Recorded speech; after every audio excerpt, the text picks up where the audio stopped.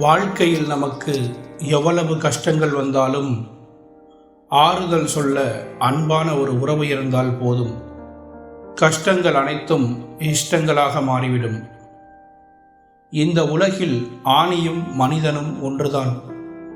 இரண்டும் நிமிர்ந்து நின்றால் யாருக்கும் பிடிக்காது.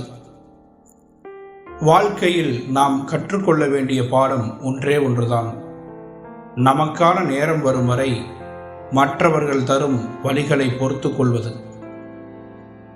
அனைவருக்கும் இனிய காலை வணக்கம். இந்த நாள் உங்கள் அனைவருக்கும் ஒரு நல்ல நாளாக அமையட்டும்.